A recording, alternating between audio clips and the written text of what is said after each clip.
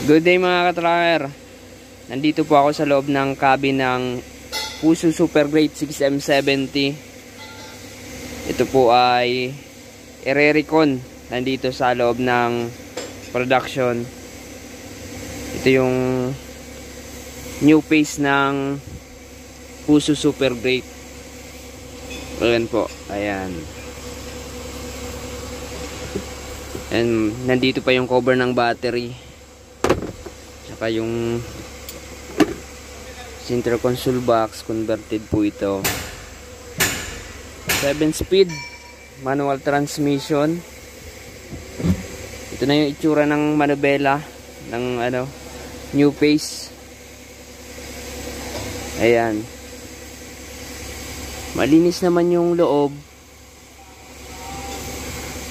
Wala pala yung rear view mirror. Basag.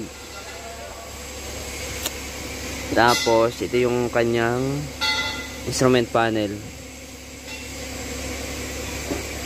Dito may bakante. Bakante dito.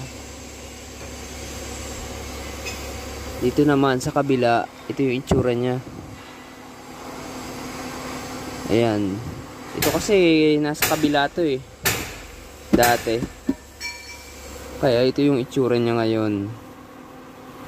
Walang floor matting. Parang wala namang pinagbago. Yung upuan, ito yung itsura niya. Oh. Punit. Upuan dito. Ayan. Maxi brake. Yung parking brake. Ayan. Ayaw mag-start to eh. Wala atang krudo. Power window.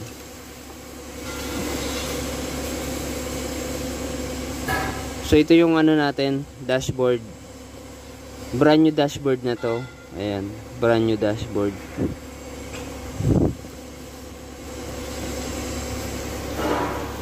FU 54J7 JZ 6M70 ang makina.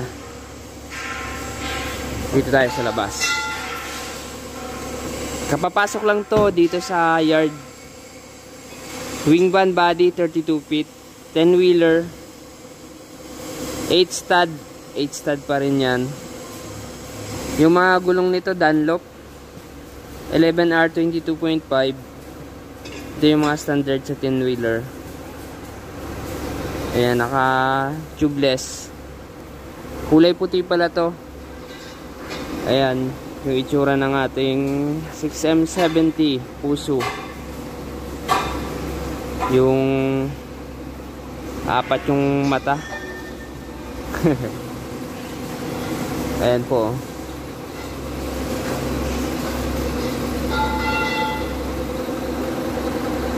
Faded dito sa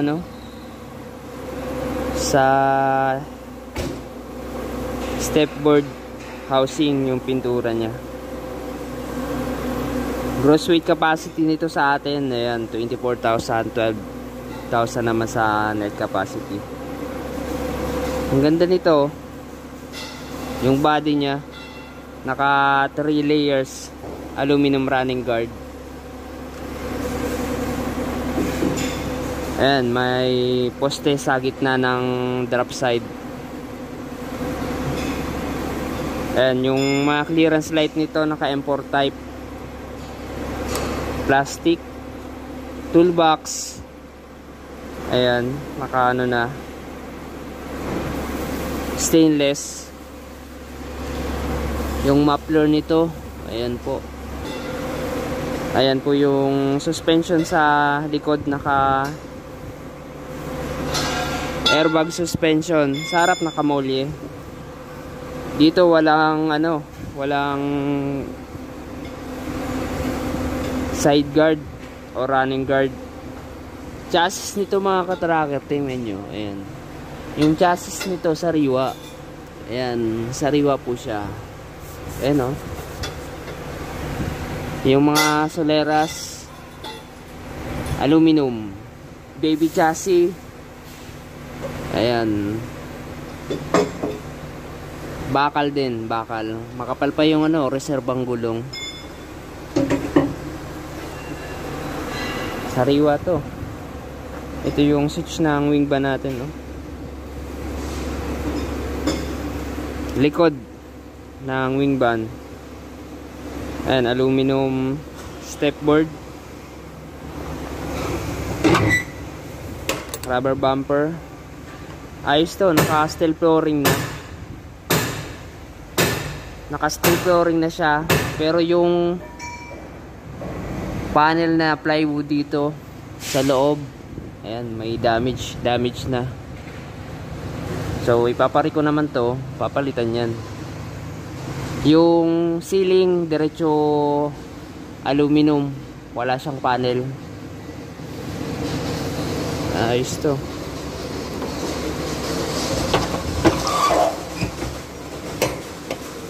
Reverse light, ayan, dalawa yung reverse light kabilaan.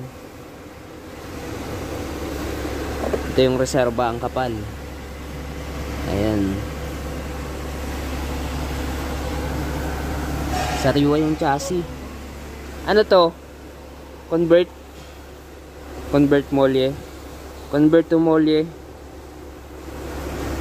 Gagawin pala tong lip spring suspension, center bogie type. Stainless yung ating ano, yung tapalodo.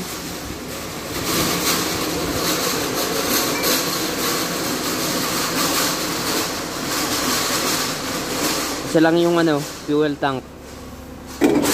Isang fuel tank. 300 liters capacity ng fuel tank. AdBlue na rin pala to, AdBlue. Ayan, naka-AdBlue na. Subukan natin, tingnan natin yung makina.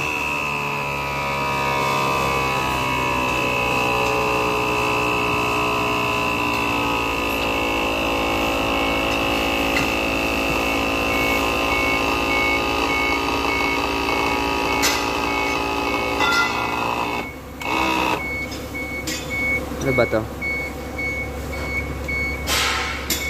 Ayan, ito yung makina. Dual EGR. Kaya tayo.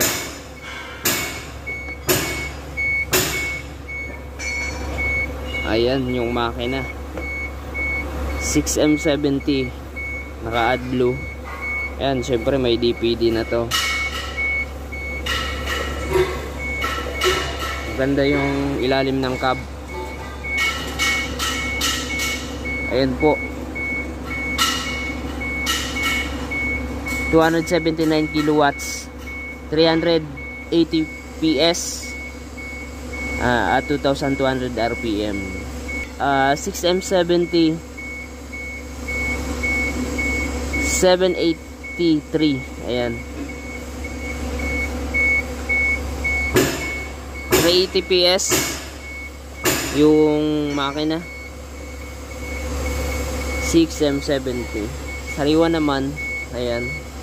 Pag ganito kasi mga sariwa to eh. Pag mga modelo.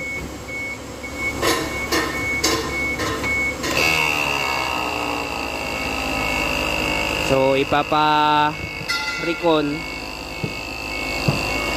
Ang pag-recondition dito inaabot ng 3 weeks to 1 month. Depende sa paggawa ng contractor. Kapag maraming ginagawa yung contractor, ayan, siyempre isasalang din yan, pipila. Dito pala mga katracker, yung mga nariko na unit na dito ay may client na. So marami kasi nagtatanong sa akin kung yung mga unit daw na pinapakita ko sa YouTube channel ay kung available pa daw. So yan po, mga ano na yun, may client na, pinapakita ko lang para magkaroon kayo ng reference and idea sa mga product namin. Kung gusto nyo pong pumili dito sa amin, open po dito. Dito po yan sa number 66 Mambugdos, Bacoor, Cavite. Punta lang po kayo dito. Mag-message po kayo sa aking FB page. Pub ko pala yung ano nito, body. Pub ko. Ayan. Pogi tingnan, no? Nanilaw nga lang yung bumper light, yung paglamp. Plastic na to eh. Ayan, plastic na yan. Yung mga headlight ng bagong modelo. Wala pala tong ano, windbreaker. Mas maganda may windbreaker. Ayan po. So, pinakita ko lang. Itong unit na to na i-recondition. Pakita ko to kapag na-recondition na, kapag tapos na gawin, para makita nyo yung final output. So, yan mga ka-tracker. Dito ko na matatapusin tong video na to. Maraming salamat sa suporta sa mga subscribers natin, followers. Ayan. Kung hindi pa po kayo nakaka-subscribe, mag-subscribe na kayo. Paki-follow na rin yung FB page ko, Tracker Moto. Shoutout nga para sa mga OFW na nanonood ng mga vlog natin at sa mga nandito sa Pilipinas, Luzon, Visayas, Mindanao. Ayan. Comment po kayo kung tagasan po kayo para malaman ko kung saan na nakarating tong video na to.